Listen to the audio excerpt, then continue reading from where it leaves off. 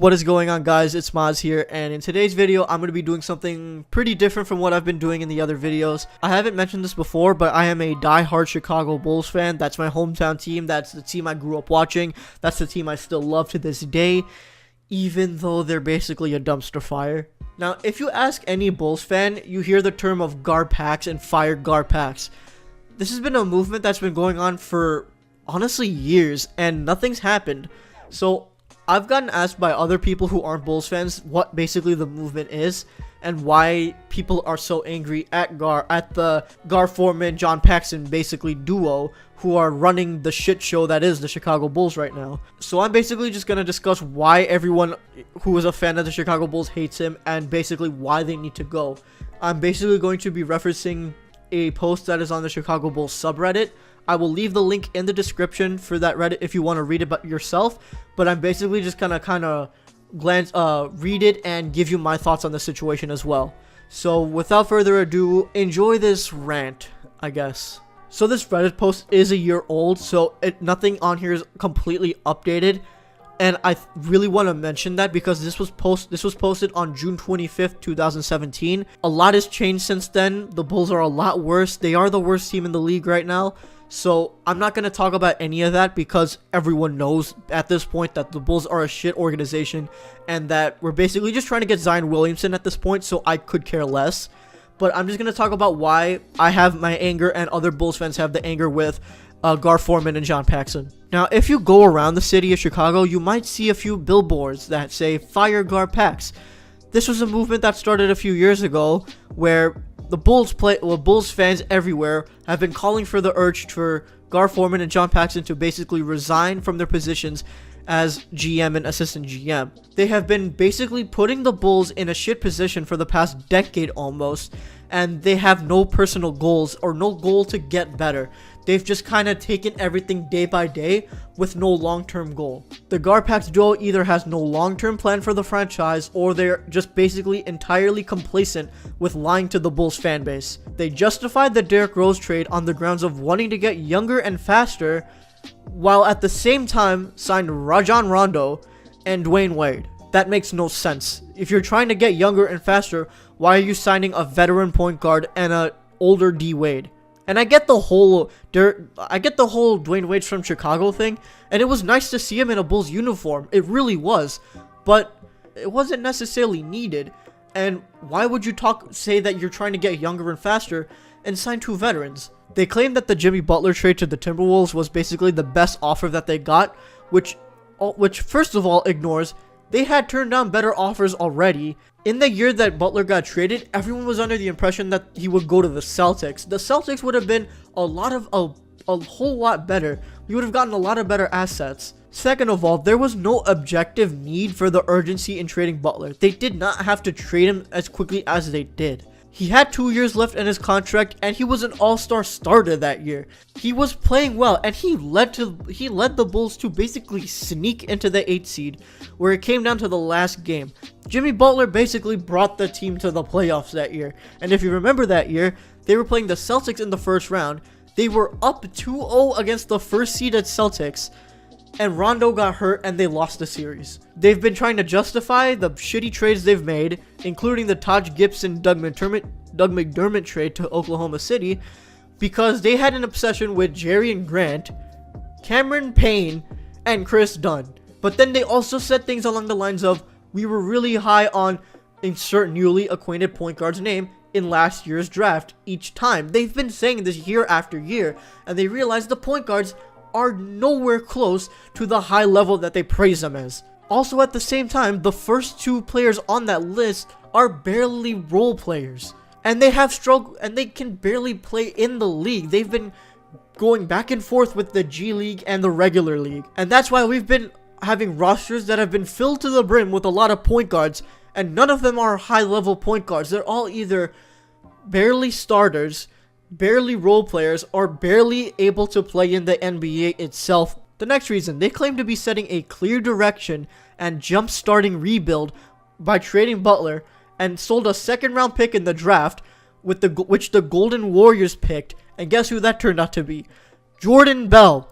For what? Like $2 million in cash. We could have gotten a solid role player in Jordan Bell, potentially a starter for the team, but instead we wanted $2 million fucking dollars. So that's the first reason. They don't have any real goals.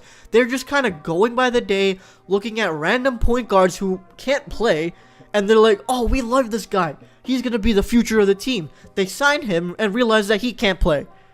And you paid him a lot of money for him to sit on the bench or just to go to the fucking Windy City Bulls.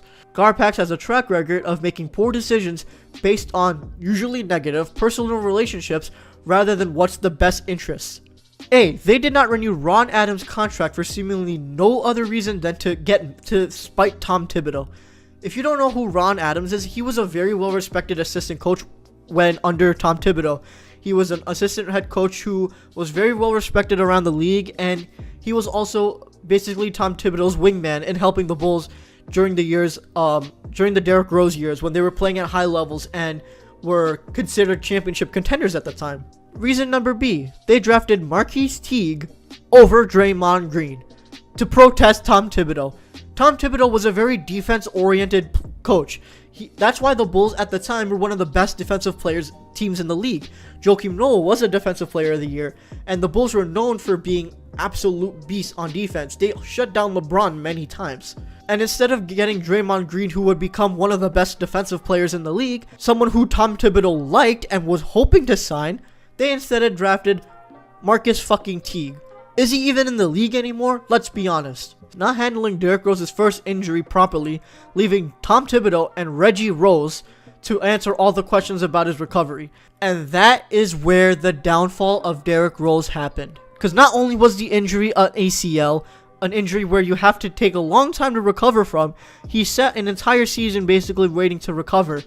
But the Bulls, they didn't do anything. They kind of just left everything to Derrick Rose's fucking brother and Tom Thibodeau of all people. When, yes, you can argue, everyone says it's Tom Thibodeau's fault for overplaying Rose at the time when he couldn't have gotten injured because the Bulls were winning at the time and they didn't have to play Rose and it ended up leading to the injury. While that's all true, the fact that they left it to the brother of Derrick Rose for him to recover and they expected him to play at a high level again. If you're leaving your franchise player, the best player you've had since Michael Jordan, you're leaving his injury up to some random person, to be honest. You're setting yourself up for failure, and that's what happened. Reason number D, firing Tom Thibodeau, the second best coach in franchise history except for Phil Jackson.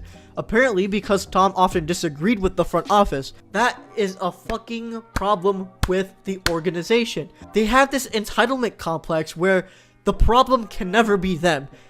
As soon as something goes wrong and as soon as there's the slightest of a disagreement between Garpax and the coach, they're gone. That's what happened with Fred Hoiberg going into the next reason. They signed Fred Hoiberg to a long-term contract and failed to build the team around his philosophy. Fred Hoiberg and Tom Thibodeau are two different coaches. Thibodeau is more of a defense-oriented coach, and Fred Hoiberg is more offense-oriented, is more scoring-oriented. They failed to bring high scorers. Zach LaVine is probably the only somewhat decent scorer they've brought into the team, and they drafted Lauri Markkanen, which is not a bad idea. While they didn't completely fail, because honestly, looking back in hindsight, the Butler trade worked out for the Bulls a lot more than it worked out for the Timberwolves, obviously, because Butler's now a Sixer, and we have Zach LaVine and Lauri Markkanen and Chris Dunn, who are still good players, and they are, basically the centerpieces of the Bulls right now. John Paxson choked Vinny Del Negro during a disagreement. Read that again. A member of senior executive leadership choked a head coach during a confrontation that lasted minutes. What the fuck is wrong with you? Moving on to the final reason, Garpax gives repeated evidence of a profound inability to evaluate talent, the market for talent around the NBA, and the value of draft picks. Basically, they don't know what the fuck to do. That is basically what's going on. They identified Cameron Payne as the centerpiece of the trade that sent out Taj Gibson and Doug McDermott, along with the second round pick, to bring back Cameron Payne, Joffrey Laverne, and Anthony Morrow. Morrow's contract expired, Laverne plays for the Spurs, and now I think he's in the D-League, and Cameron Payne has been developed into a Summer League player and now in the D League. Also, the trade mentioned above followed Garpax trading 2 first-round picks to Denver. Those picks, by the way, Jusuf Nurkic and Gary Harris. They traded those 2 people to move up in the trade, to go to the number 11 pick, to pick Doug McDermott, who I don't know who he plays for now, and I don't even know if he's still in the league at this point. But we traded Jusuf Nurkic and Gary Harris, who are 2 solid players in the league. Jusuf Nurkic is one of the top players in the league, and Gary Harris is a very solid player. We got rid of those 2 for Doug McDermott. That's not to mention passing up on Draymond Green. And that's not even all. There's many more. But all of that was traded for Cameron fucking Payne. The Chicago Bulls are currently run by 2 shitty individuals who don't know how to execute. They have been failing this organization for the past almost decade, trading the wrong people for the wrong people, passing up on draft picks for potential busts, choking out the coach. I'm done. I'm getting fucking heated. The fact that these 2 are still running the organization after all of this, and now when the Bulls have won like 6 games, the second worst team in the league compared to the Suns, it's a disappointment. I'm upset. I hope this is all worth it and we get Zion Williamson in the draft, because if not, the Bulls are going to become the Knicks, where we're going to probably go another 3 decades where we're going to have absolutely fucking nothing to be working for. We should also mention this. Signed a recovering Jabari Parker for a 2-year $20 million deal, firing Fred Hoiberg, bringing in Jim Boylan, getting blown out by 56, players not wanting to practice, coach apparently being too hard on them, and now taking Parker out of the lineup, and now trading him. This is all happened in the past 2 weeks. This is becoming the Chicago bullshit show.